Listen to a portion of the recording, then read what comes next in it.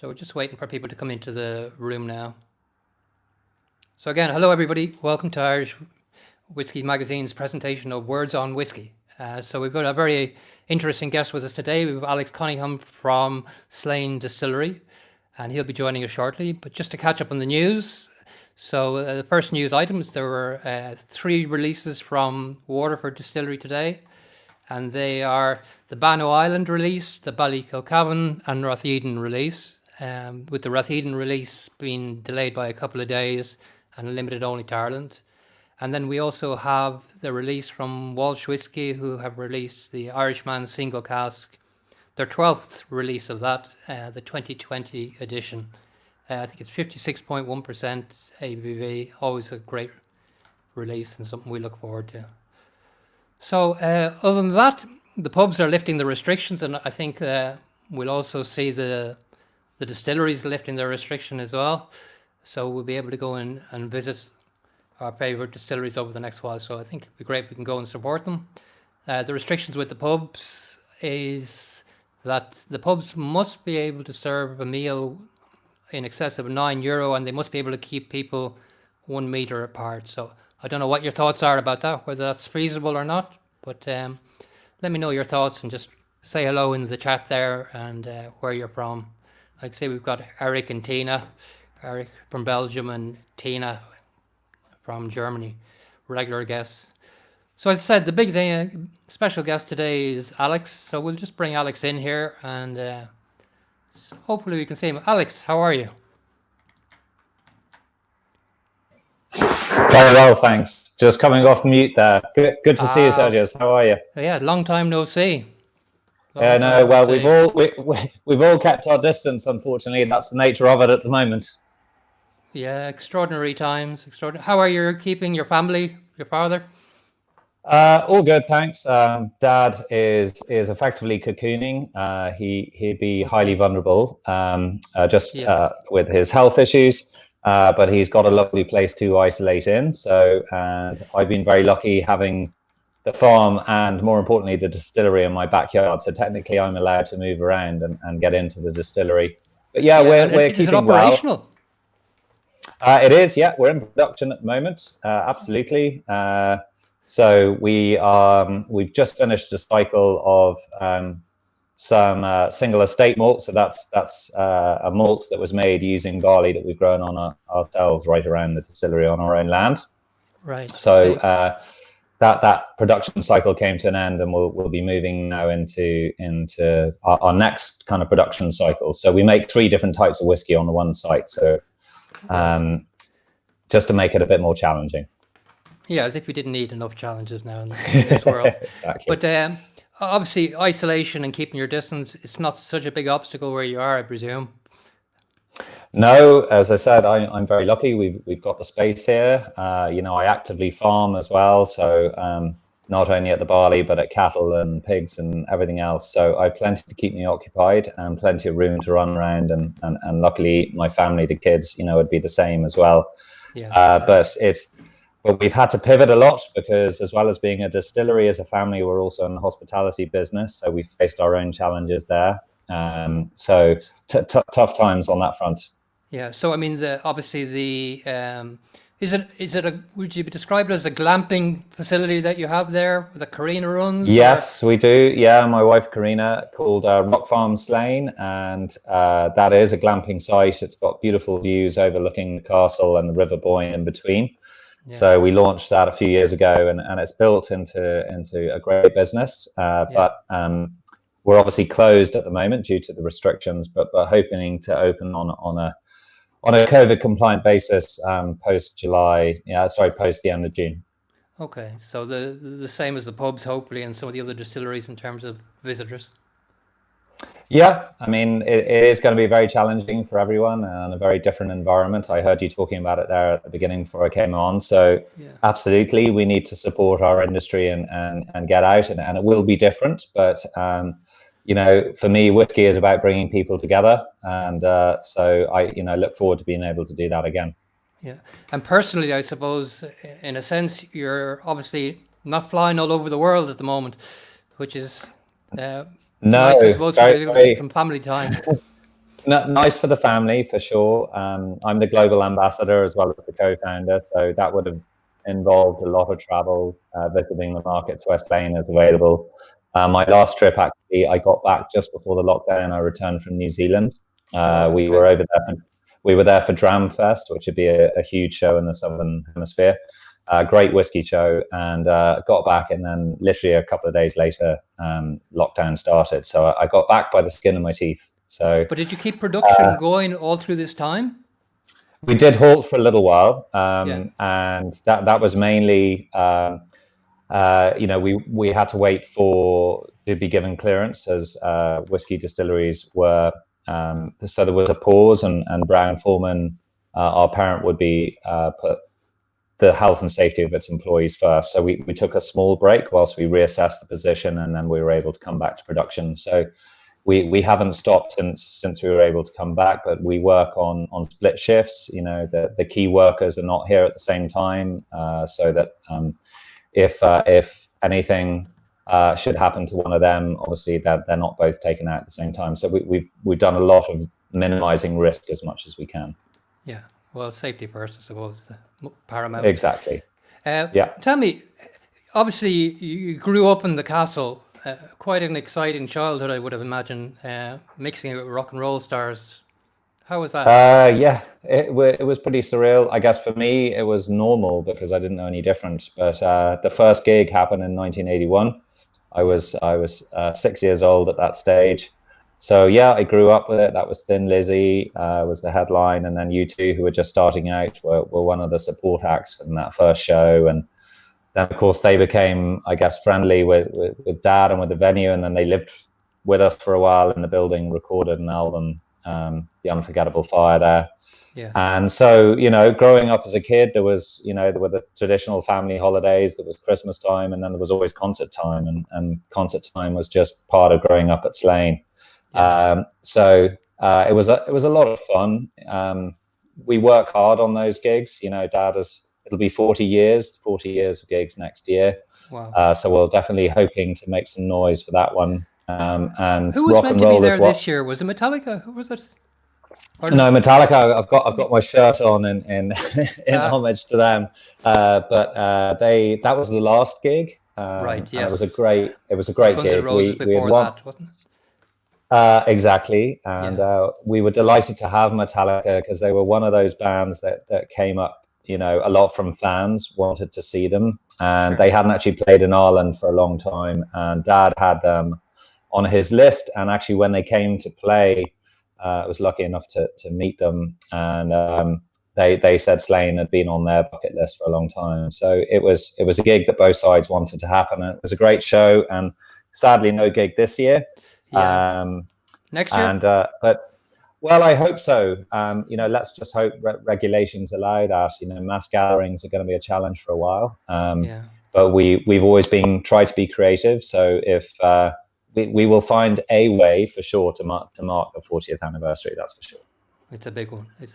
Tell me, the whole gig thing, how did it come about? Because, it's not a typical kind of exhibition. No, it's not. And you've got to remember the first gig was in 1981, which in contemporary Irish history was a fairly difficult time for the country. We troubles going on, and politically things were challenging, economically very challenging. And Dad, when he took over from my granddad, Dad was only in his 20s, and it was very hard. Trying to keep a place like Slane Castle pay the bills.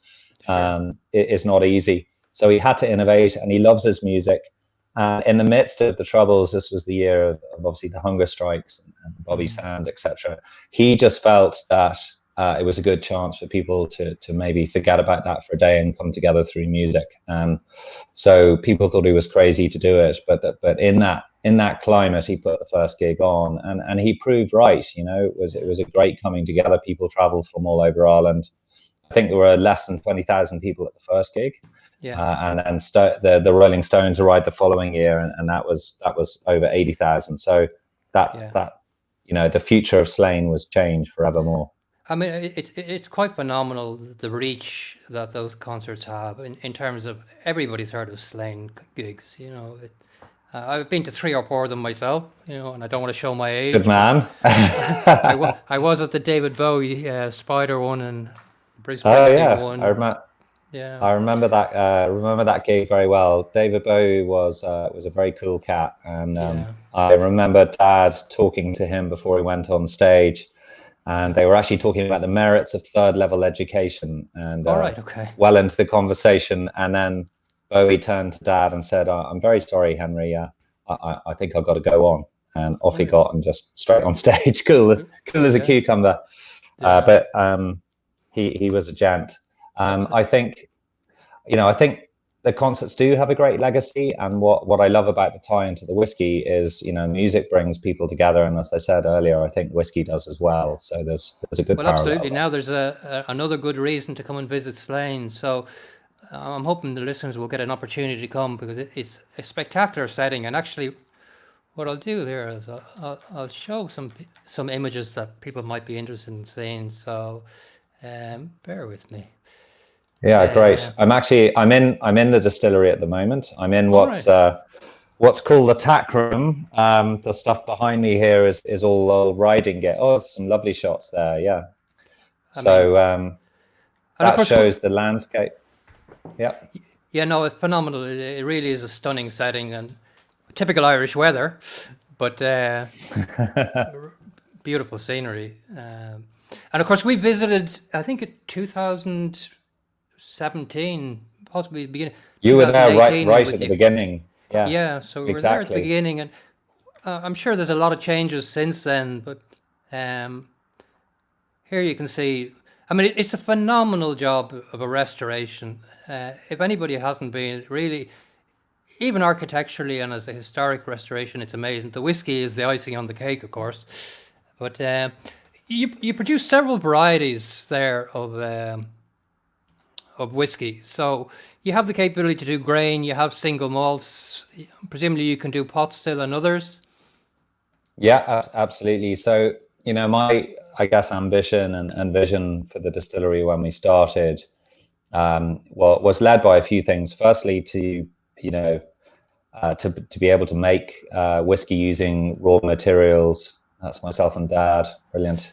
That was at the awards, the Done, 2018 yeah, I Irish remember Whiskey it. Yeah, Awards. that was a Yeah. lovely night, actually. A great celebration of what's good about the industry, and look forward to those kind of celebrations again.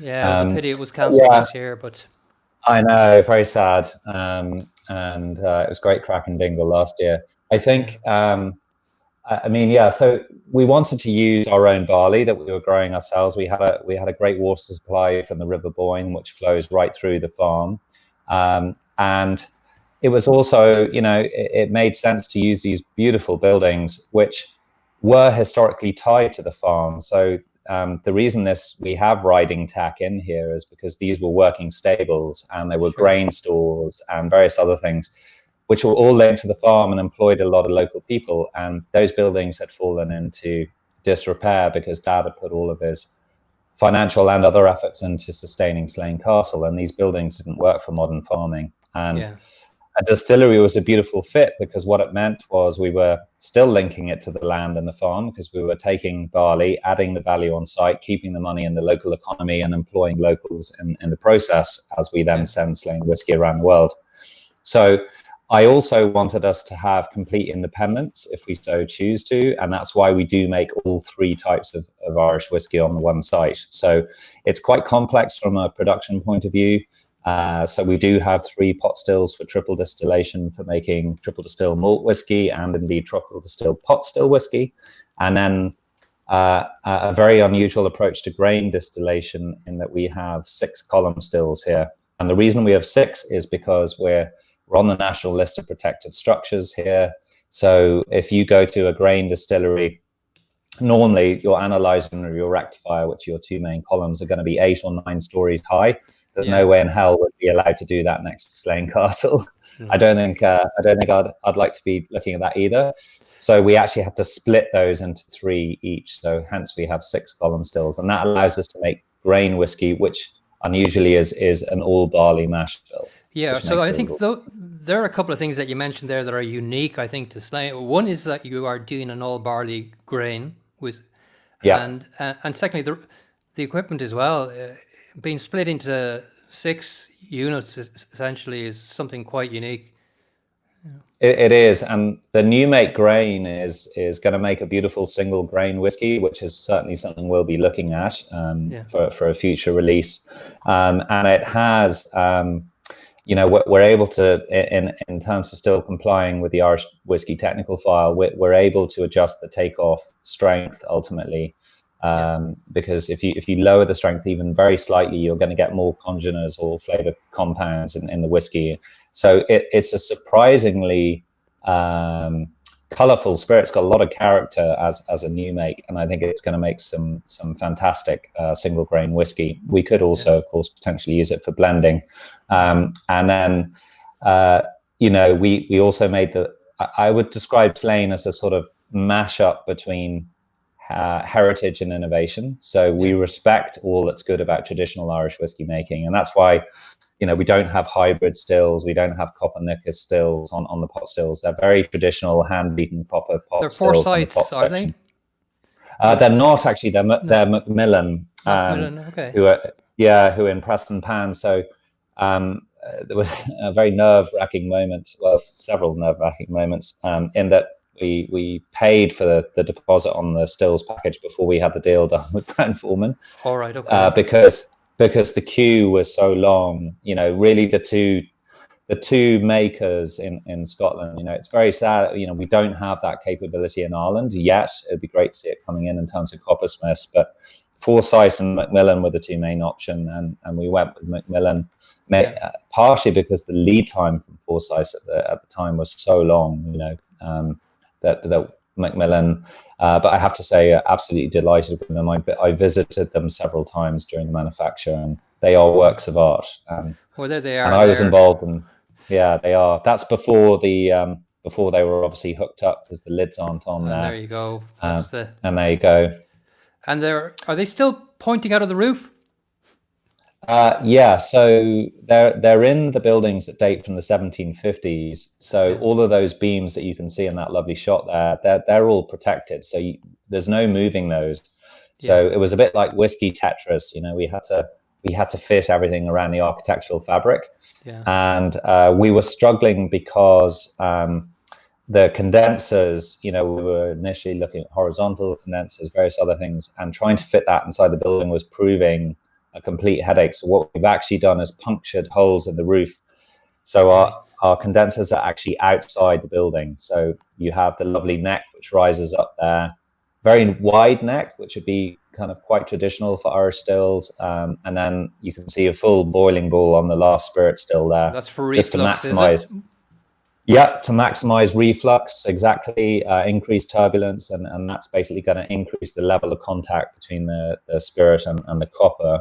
Hopefully, well, we know it's leading to a very high quality spirit coming off at the end of it. But yes, our condensers are outside, and that's the only way that we could make it work. So still design is always shaped by its environment, and the wash still there in the foreground, she's 13,000 litres, and that is the largest size I could fit in that building while still allowing visitors to come into the space. Yeah. So Now, of course, quite a tall, skinny pot with a I wide mean, neck. how big a blow is it not having the visitors this year in terms of as a revenue stream? Is it Yeah, I crippling mean or is it? it's crippling. Well, we missed them firstly, Yes. just in Okay. terms of it's lovely having the atmosphere of people coming around a space, and they basically it is an important source of revenue. It's an important source of education, and it is going to impact the business, absolutely, no question, because not only have you not got the revenue from the tours, but obviously we have a shop here that sells our whiskey and other whiskey related merchandise, so that revenue's gone. We also have 2 bars here. We have a full extensive cocktail list made with Slane whiskey, and we can't sell those either. So And you yeah, have the restaurant as it is. well, part of the castle as That's well. that's down in the castle, yeah, Yeah. and that's obviously closed at the moment, and we're reviewing How and if we're going to be able to come back there, it's going to be tough, as it is for all restaurants. Of course. Even with social distancing in Well, there's place, if viability it of it comes opening down. at all, I suppose, is, with limited Yeah. numbers is one of the consider. Uh, Tell me, I have a question here from Tina from Germany. She's asking, is the warm water from the column stills still used for heating the castle? So that is the intention. So effectively, distilleries produce a lot of excess heat, which would otherwise have to be cooled down, and we have obviously an extensive heating requirement in the castle. So Tina, the answer is we have the ability to send it down. We haven't actually hooked up that heat source yet because it requires a pretty large capital spend in the castle to integrate it. So you need a large plate exchanger, but the pipes are laid, and that is a project that we're aiming to tackle probably in the next 2 quarters. So yes, it's not hooked up yet, but we are absolutely going to be doing that, and that will take this excess heat, which means we won't be wasting anything. So what we do at the moment is we discharge that heat. It can actually be either mixed with cooling water to drop the temperature down. It is very strict on the level of temperature that we're allowed to discharge into the River Boyne. It's a closed loop system, so that water is just literally doing a loop, but it does pick up temperature and we need to drop it. But ultimately, yes, we'll be sending it around the castle, and at the moment we can use it for heating the visitor centre as well. But I mean, the whole distillery is designed from the ground up with sustainability in mind. So the last time we spoke, you were building the anaerobic. Well, I'm Correct. not sure what the name of it is. Anaerobic something. Yeah, so we call it's actually the largest building on site. So we tried to restore all of the existing buildings, but there were certain things that we needed to build for new. One of them is our co-products house, and we call it that because effectively the main byproducts of distillation and indeed brewing would be your spent grains, and that's ultimately what's left in the lauter tun after you've extracted all of the liquid sugars as your wort, and that goes to the local dairy farms where it feeds cattle, and then you go through brewing and you go through distillation, and once you've extracted all of that lovely alcohol, there are still some carbohydrates or sugars that the yeast didn't get to, and effectively a sugary liquid. And there's still energy value, and some distilleries do actually send that to waste treatment plants. We will not be doing that. We'll be feeding it into this lovely building behind there, which you can see, which is the wooden cladded one. Yes. Exactly behind, and in the back corner of that is an anaerobic digester, and this effectively takes your pot ale or spent lees, as it's called, which is what's left in the still after you've extracted the alcohol. We send that to microbes. The microbes feed on that, and one of the byproducts that they create is biogas or methane, and we can then burn that directly on site to heat the stills. Now, we haven't commissioned it yet because we need to get production up to a certain level, but it's a 3-phase process. We're currently in the second phase. The first phase was that we take the pot ale and spent lees, and that was taken off-site and fed to willow plantations. The willow plantations basically are an energy crop that's then harvested and used in biomass systems. The second phase is to commission our aerobic. Basically that breaks down the pot ale and spent lees, but it doesn't extract the energy. And then the discharge is basically goes back to the River Boyne, cleaner than when it came out. And then the third phase is commissioning the anaerobic digester. But when we do that, it will reduce our carbon footprint by our energy consumption by about 30% of our thermal energy load, and that is a massive carbon emissions reduction, about 900 ton equivalent of carbon dioxide. So we expect and hope, within the next year we'll be getting to the phase of commissioning that, but the equipment's already in and installed. And myself and Karina, when the benefit of designing a distillery from new is you can set parameters, and our ambition was to achieve zero waste, and we're not there yet, but we're well on the way. Yeah, it's great to see that. I think actually the sustainability kind of manifests itself throughout the operation, even from the castle to the Yeah.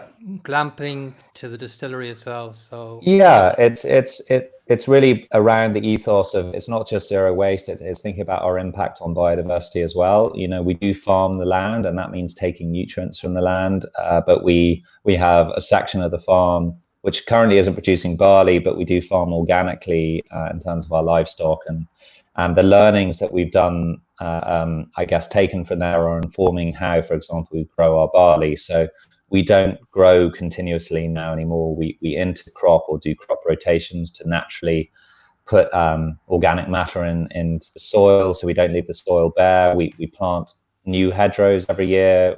I've got a major oak plantation going in if forestry lines up, which will be going in this winter. And we also leave around the edge of some of our tillage fields. We actually leave a margin on which we let wild bird covers grow, and there's plants and you have in there that are hedgerows good in place as well, I presume.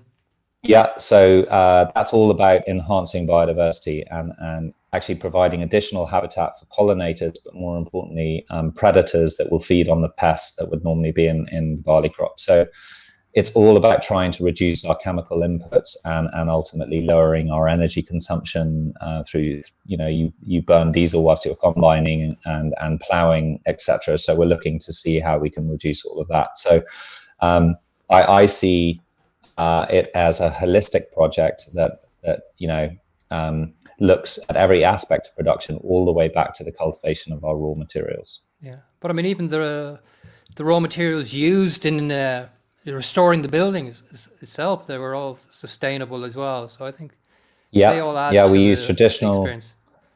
Yeah, traditional lime plasters. We used, we salvaged the slate from the old buildings and reused that. So buildings, to me, and probably goes from coming up in the castle, I've always viewed of them as living things, and the distillery buildings, prior to the distillery happening, were sad and lonely, and now they feel alive again. They have purpose, and that meant bringing them back. It was not a patch up; it was a very extensive restoration. Yeah, and of course, you did that with the help of getting the backing and support now with Brown-Forman. Hugely important, I'm sure, and making it all possible. How did that partnership come about?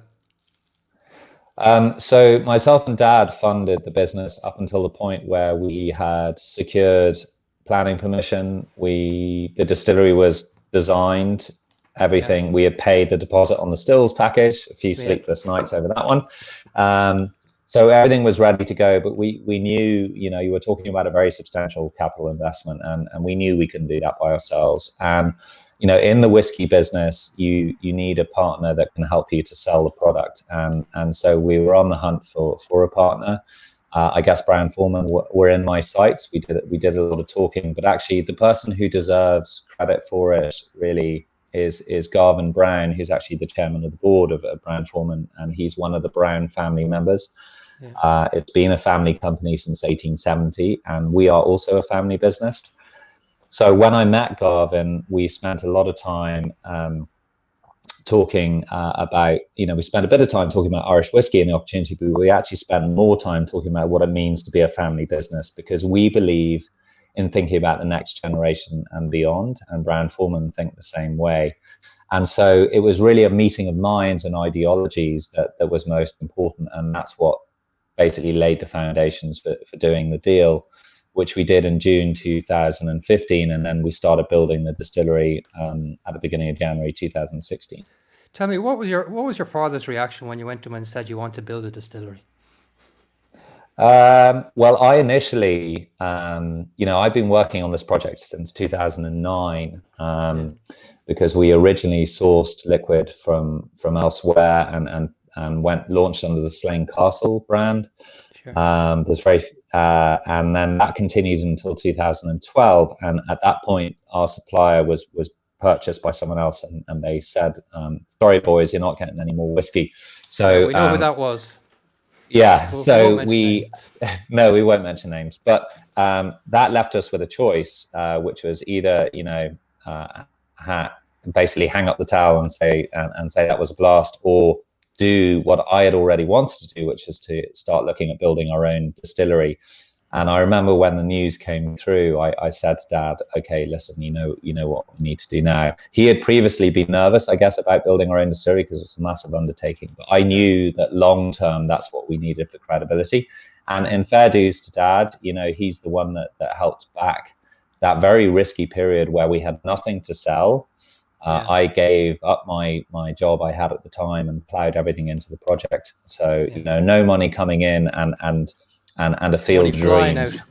And a field of dreams. Yeah. But we got there, but it wouldn't have happened without Brown-Forman and Garvin's foresight and basically. Are they still a private listed company? I mean, they're not listed, are they?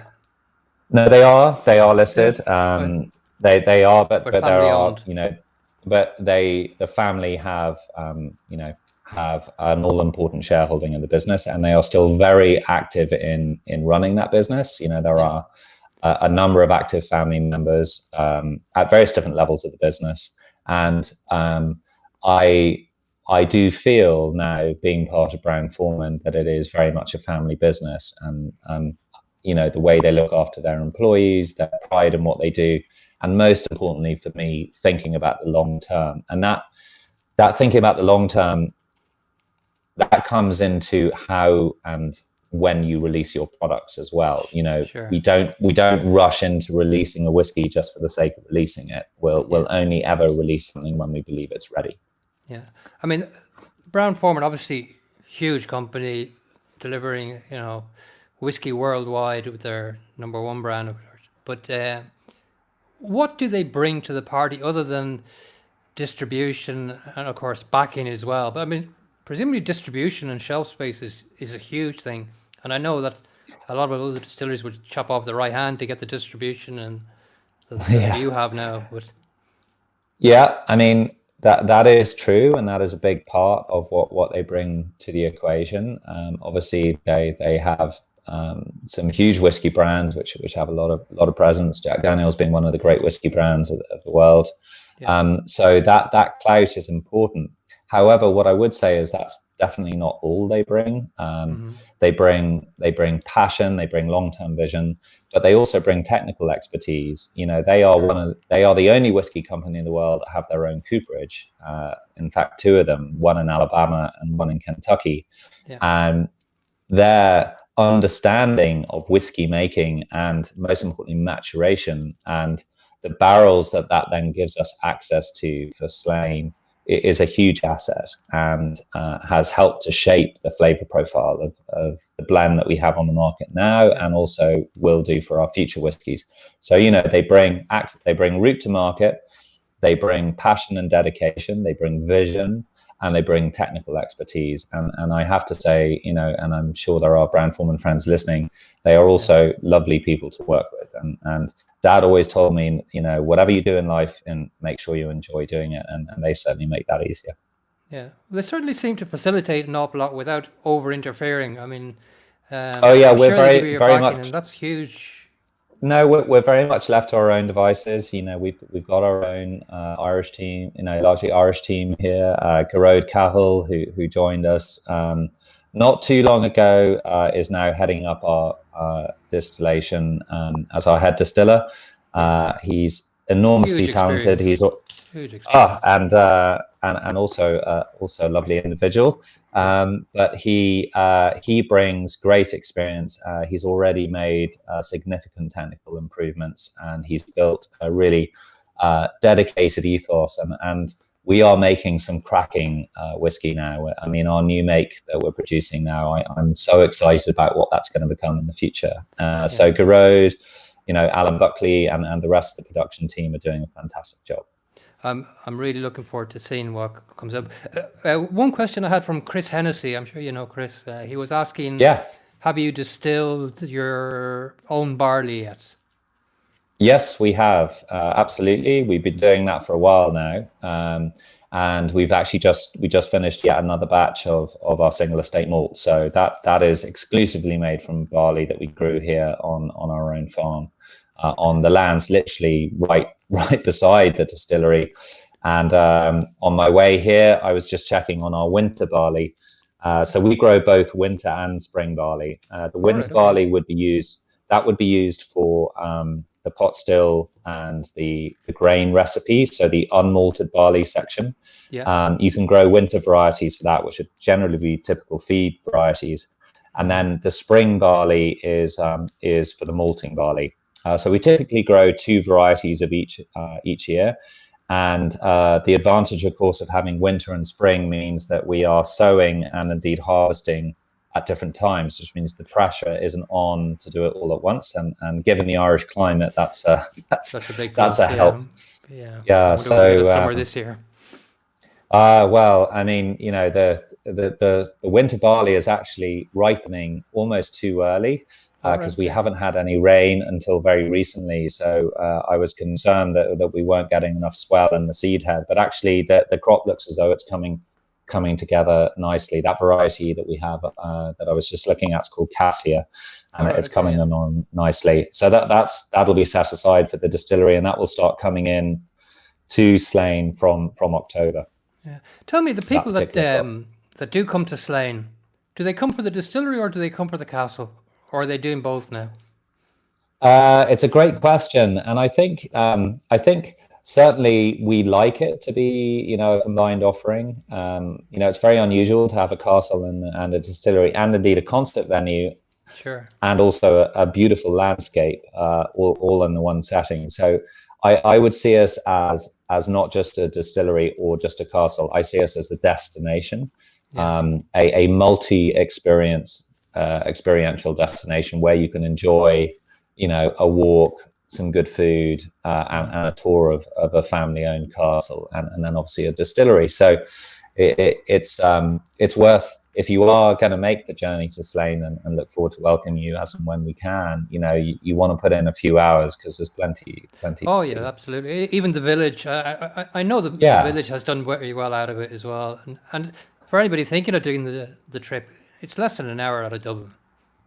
So. Yeah, it is. It's 45 minutes to an hour depending on the traffic. Yeah, on the driving. But you can glamp on Rock Farm. You can stay overnight. The village has some wonderful pubs. Conyngham Arms is a great little hotel. So there's a great buzz, and it's hard to believe when you walk along the banks of the Boyne that you are only less than an hour from Dublin city centre. Yeah, tell me. I mean, I see Slane whiskey in Ireland everywhere. How is the distribution worldwide, and how's it been received?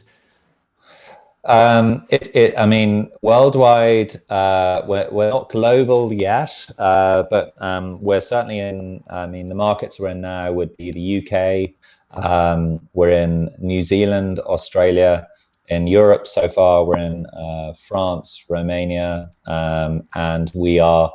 Our number one market would be America, the States. Course, So that's very important. I spent a lot of time there. So that's been since 2017, and we're comfortable with that for now because we want to make sure. I'm just seeing a question coming in from Billy there, which is making me laugh about the hairstyle. Yeah, I mean, I actually, believe it or not, I'm pretty long at the back here, and my kids attacked me with the razor on the side. So I'm in need of a visit to the hairdresser for sure. It's a COVID haircut, and for those of us without hair, definitely. We don't have much choice. But, I think Billy has a great lock of hair on him as well, so he's fine. Very good. He's good. Now, what do you see as the next emerging market for you? Good question. We're looking at it. There's some great Irish whiskey opportunities, both now and I think in the future. If you look at the distribution of Scotch, for example, in relation to Irish, I think the future, Asia and Africa in particular, I think there's huge potential there. South America as well. Where Scotch would be more established and Irish has a long way to go. So I would love to see Slane move into those territories. But again, we're very careful about where we go because we want to make sure that we give it the right level of support and focus. So Slane will be rolling out to other markets, but none in the immediate future. Just America alone is a great opportunity, but also takes a lot of resources. So we'll be sticking to that for now. We've done really well in Australia and New Zealand. Those have been great markets for us. France is coming along nicely, but we'll certainly be looking at others over the next year or two. Yeah, we're starting to see. We actually got a lot of inquiries from Russia. up Yep. Irish whiskey. I think that's certainly an emerging market. But It is. It's a great Irish whiskey market. Yeah. tell me, with a single product, which is essentially what you have now, what are the challenges and difficulties getting into new markets, and when do you see that single product being joined by others? So I'd say it's both a challenge, but it's also an opportunity. The reason I say it's an opportunity, if you have one product, and that means your relationships with your distributors and anyone else who's selling it, it's much easier to get focus. Yeah. And we had a very clear idea of the opportunity that we're going after, which is the blended Irish whiskey space. Yeah. And that will remain our core offering. So it does help focus, and it's easier for people to remember one thing. I guess what the challenge is that people are always looking for what's coming next, and also, you only have one product on the shelf. So in terms of share of mind on the shelf space, you've got to have a package that cuts through and stands out, and hopefully we've achieved that with our packaging. Oh, it's a very strong brand. Like, I have it here, obviously. Yeah. I mean, I don't know another bottling that looks like it. No, and it won a big award actually in San Francisco Wine and Spirit competition for the packaging, which was great for the team, and I think it's got a little bit of rock and roll attitude, which is obviously what we're about. Yeah. And then black and red are actually the Conyngham family colors as well, so there's a story behind that. But getting back to a question on the single SKU. Single SKU for now, I think we've been happy, but we recognize that will need to grow over time. So we are looking, our single grain and our pot still, and indeed our malt whiskies are all maturing now and will come out as and when they're ready. And then, people have commented there's a lot going on within the blend in terms of the three casks that we look at. So we're without saying too much, we're going to be exploring and diving into the detail of what's behind those barrels, and that might open up some opportunities for extensions as well. Yeah, with this particular blend, and obviously it's priced very competitively at €33, what I paid for it. Yeah. There's an awful lot of work that has gone into that. Do you want to talk about the different barrels and the different blending? Because not only have you used American oak barrels, you've also used sherry casks as well. So we have, yeah. And at that price point, it's a lot of work. It is, but our ambition, if you look at the blended Irish whiskey space, and there's a lot of excellent whiskies there, I would say generally that they're very smooth and accessible and easy to drink. Some of them would tend to be, quite light. We didn't want to do that. So our ambition was to basically deliver a whiskey that was still smooth and accessible, but had a lot of flavor and body at the same time. So we put together this triple cast methodology, which is effectively using 3 barrels simultaneously. So we're not taking the same batch of whiskey and sequentially putting it through 3 barrels. What we do is we split the inventory and we put it into 3 barrels, and then we blend it back together again. And each of those barrels is designed to bring something else to the party, so to speak, in terms of flavor. So the virgin American oak, using a virgin cask, we're not the only ones that have done it in Irish by any means, but having access to Brown-Forman's cooperage meant that we could customize that barrel to have a very heavy level of toasting and a medium char, and cooking rather than burning wood basically leads to it's more gentle on the wood sugars, and it ends up releasing more vanillins, which become vanilla. So I've got a little tipple of Slane here, and nosing this, you're going to get a massive hit of vanilla. That's probably the thing that hits you first. Sure. That is a very distinctive and direct impact of that virgin oak barrel. You'll get a little bit of toasted oaky notes as well on the palate. And then the second barrel we call seasoned. It's primarily a Tennessee whiskey barrel, and we obviously know where those come from, with Brown-Forman. And that is designed to really deepen the sweet notes. So Irish whiskey blends, all have a nice natural sweetness to them, but they might be more on the clear honey end of the spectrum. We wanted to go deeper and richer. So we're more into Demerara sugar notes, kind of butterscotch, caramel. And then the sherry, which you mentioned, that's the kind of counterbalance to the American barrels. It brings in body, it brings in dry, dark fruit notes like raisins, dates, and a little bit of brown or baking spice on the finish. So what you end up with is quite a complex whiskey at an affordable price. And that was really the remit that we set ourselves at the beginning. Yeah. Oh, it's a great first whiskey, certainly. And at the price point, I'm sure there's not much margin in it. Well, we all, I mean, you're right in that it is a challenge, but we built this whiskey to last. We're confident that it can stick at that price point. Yes, we still got to make margin, but we felt it was still worthwhile investing that little bit more in the maturation, because if we were going to cut through and I guess stand out within the blended category, we needed to deliver on flavor, and really that was why we invested in that triple cask process, and it has made all the difference. I'm very happy with how it turned out. So you do plan on in the future doing blends, single malts, pot still, single grains? Yeah, absolutely. We there's no end really to what we can do. That's just the spirit. But you get into the wood, and then reversing, the process further. You get into barley varieties, heritage grains.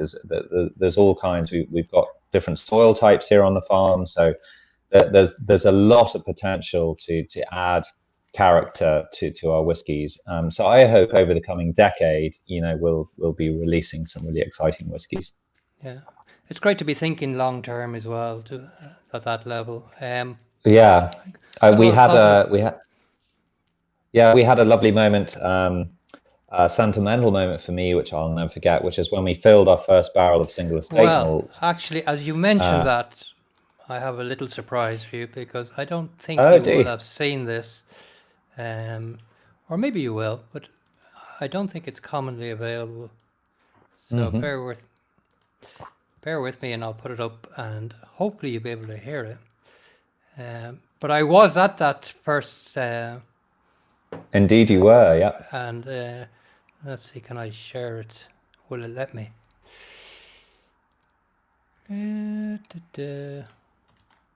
This is when we filled our very first barrel. Yes. Or cask. I do have it on video, but oh wow! I will see if I can find it and make that available. Yeah, that'll go down in the annals of Slane's history anyway. But there was a nice. Well, it was, and I had my son Rory there that day, who was 8 at the time, and Dad, Henry was also there. He had actually just recently got out of a stint in the hospital, and so it was quite emotionally charged. But the surreal thing was, we filled that barrel, and I turned to Rory and said, "Listen, son, we are going to be cracking that barrel or opening it on your 18th birthday." Because by that time it'll be a 10-year-old single malt, and his eyes sort of widened. And that, talk about thinking long term, that's very much what that was about. But to have the 3 generations there for that moment was very special. No, and actually I have to say it was a lovely moment, because you do seem to have an incredible relationship with your father as well. Yeah, it was, very touching to see that. I must send them that video. I can't for some reason get it to play right now. Don't worry, but it's lovely that you have it. But Dad is, he's a maverick, and this project wouldn't have happened without him. Yeah. And he's a great mate as well as being my dad. So we've had a lot of fun together over the years. Yeah. In terms of how did you actually get into whiskey in the first place? How did that come about? So I guess in terms of enjoying whiskey, the consumption of it, probably my grandpa, and that would go back to, I've enjoyed whiskey since fairly early on. Normally it's something you kind of graduate 14, to. 15. I got it. No, no. At the back of the castle. No. Hashtag responsible drinking. Yes. No, Grandpa got me into it, but my first gig in the game, so to speak, was I was at college in Dublin, and I got placed on a graduate placement program and I was a brand ambassador for the number one brand, Irish whiskey brand, and that's where I cut my teeth, I guess, on selling and marketing whiskey, and I could see back then. This is back in 1999, 2000. And I could see then where Irish whiskey was going. So I guess that probably is where I acquired an initial interest, and then I've done many different things in between in terms of a career, if you can call it that, starting businesses, jumping around. But I then it all kicked off again then in 2009 when myself and Dad started Slane Castle Irish Whiskey as it was then. So I've always had an interest in whiskey. But going back to what Dad said, do what you love. I feel very privileged to work in this industry. I think it's a really wonderful whiskey to work in. Industry to work in. A question there from June O'Connell. I think she's in Belfast, if I'm not mistaken. With the emphasis on the farm, there any views on terroir?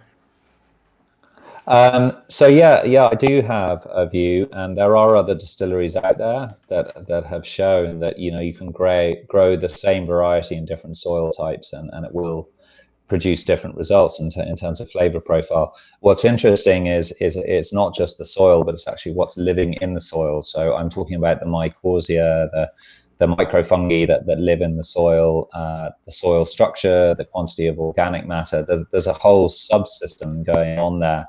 Yeah. And that will ultimately affect what minerals and nutrients are taken in, and that in turn will affect flavor. So I believe in looking after the land on which you're lucky enough to work it. And if you do that, I believe you will produce better quality barley, which in turn will produce better quality whiskey. So I believe terroir has a role in terms of the soil, but you can actively manage and improve that soil over time by looking after it responsibly. So I hope that over time we'll produce better and better quality barley. Bearing in mind we were new to growing malt barley, so we went from making early years, we're now producing very good quality barley. So the long answer to that is yes, I do believe terroir has a role. Yeah, a quick one. I've actually found that I'm going to share that video now for you, just to. There we are. I don't know if you can hear it. I don't think we can hear it, but it's fun seeing it, and my hair's definitely got a bit longer, and so that's Dad and me. Literally, that is the very first one we filled. So as you can tell, it's a sherry cask, and it was filled with our single estate malt. And Dad's a trooper, because he had literally pretty much got out of hospital and then went straight into that. Yeah, I must send that on to you actually, because thank you. Yeah, that'd be fun to keep. It was a really great day, and the concerts have always struck a chord with me, if you like. But what little music ability I have. Listen, in terms of the whiskey you have released at the moment, you probably have a favorite cocktail, or is there a cocktail recommendation that you would have for that particular whiskey? Yeah.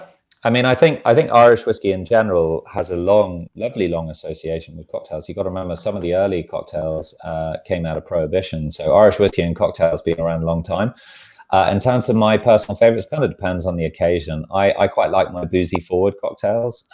So classic 3-ingredient ones like a Tipperary, or even a Boulevardier, which you can make, which is the whiskey take on a Negroni, is fantastic with Slane. So those would be my kind of boozy favorite ones. And then in terms of a kind of a longer drink, something called the River Boyne Fizz, which was it's very simple. It's basically in simple terms just equal parts of lemon and honey and Slane whiskey, and then try and use a local honey if you can, because that helps to support your local pollinators and biodiversity, and also it's better for you, and as well as better flavor. And then don't discard the peel from the lemon, because you can basically use that as your garnish. And then you can basically shake the lemon, the honey, and the whiskey together. Put it into a glass over ice, a little bit of tonic, and then top it up with tonic, and it makes a lovely, refreshing kind of summer cooler. Yeah. and that's gone down very well at the festivals and stuff like that.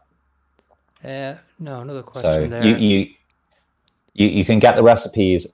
We have a lot of good cocktail recipes on slaneirishwhiskey.com if anyone wants to get further Of course, details. and is that where people can book tours from as well? Yes, that's correct. Yeah, you can book tours now. Obviously, there's uncertainty over what's happening at the moment in terms of when we're going to be able to reopen safely, both for visitors and our employees. So watch this space on that front. Okay. I couldn't go without asking you one question about the gigs. And Sure. what's been your favorite of all the gigs that you've been at?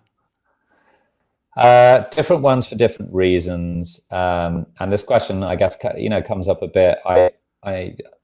What's occurring to me now, I think, is probably when I first realized the sheer power of music and what it could do in terms of bringing people together and creating an atmosphere. I don't think how many years old I was, but it was when Queen played with Freddie Mercury, and his biggest crowd we ever had for Slane, probably close to maybe up to 100,000 people. And there was a lovely moment where Freddie came off stage and Brian May, the guitarist, was doing a solo, and you could hear a pin drop. The whole crowd was very quiet during the solo, and then he played the last note, and there's that lovely moment where you're about to burst into applause, but you haven't yet. It's a really electric moment, and in that precise moment, Freddie Mercury burst out on stage and let rip with the most amazing note, as only Freddie could do, and the crowd went wild.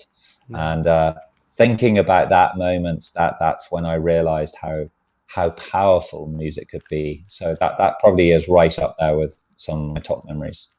Yeah. The biggest hellraiser? Oh, it's been a few.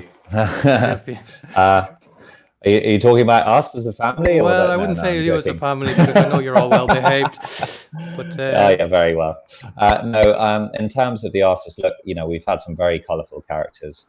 Dad has a golden rule, which is what happens backstage, or indeed in the castle, stays in the castle, or stays backstage. But suffice it to say, we've definitely had some colourful ones, some more than others. But rock and roll, there's always going to be a bit of, I wouldn't say bad behavior, but it wouldn't be rock and roll if there wasn't a little bit of mischief going. Hand in hand with a few whiskies. Yeah. Well, listen. Yes, absolutely.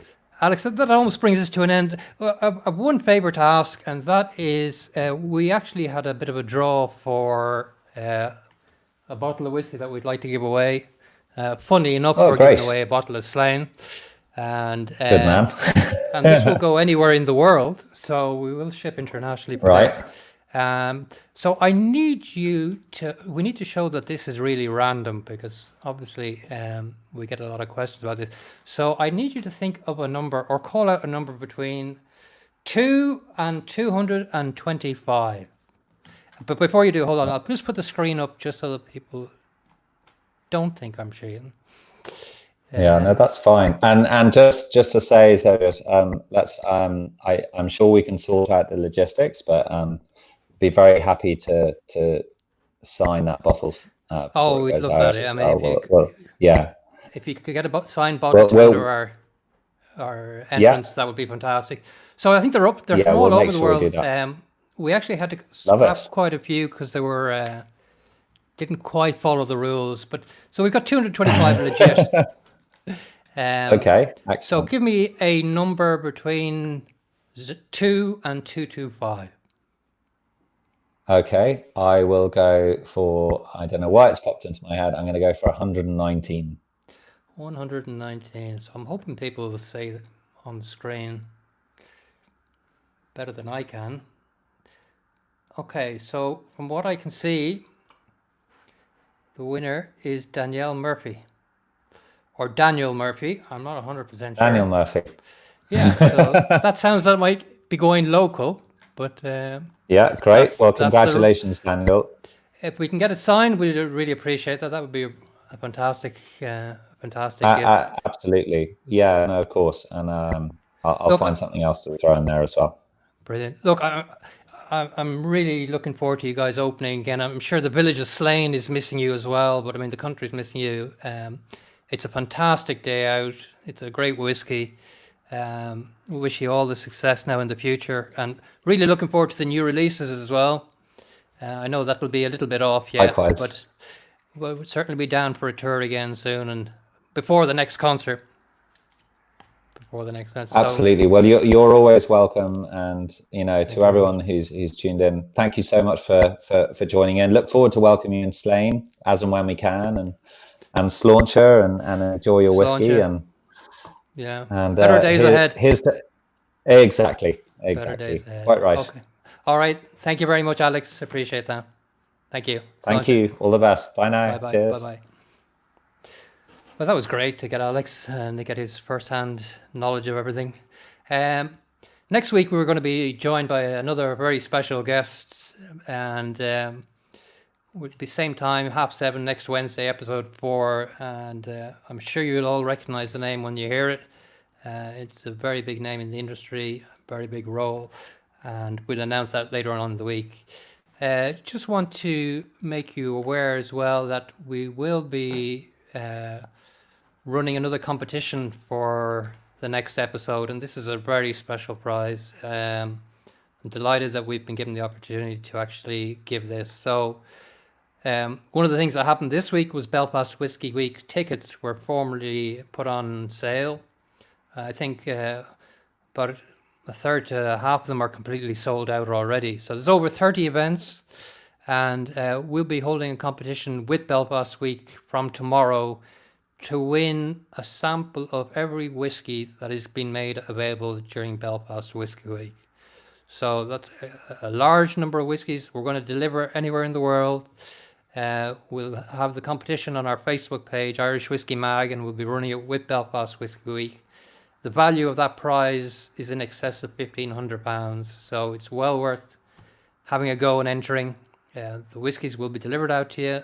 They're beautifully packaged, and it promises to be a really exciting week, a really exciting festival that the country needs. So I hope you get a chance to partake in it. I mean, there's examples of 17 Irish whiskies. I think for the €65 is one point where you can enter, and so it's not prohibitively expensive. It's good value for money, and I think you get a chance to try lots of different whiskies. So more details about that in the next few days on our Facebook page, and look forward to speaking to you next week. If you have any questions, we'll let you know in advance, and who our guest will be, and then we'll have another guest lined up for the following week as well. And we may actually have an extra session coming up over the next couple of weeks. Thanks very much for joining. If you have any questions, please let us know. So wish you all the very best. Take care. Bye-bye.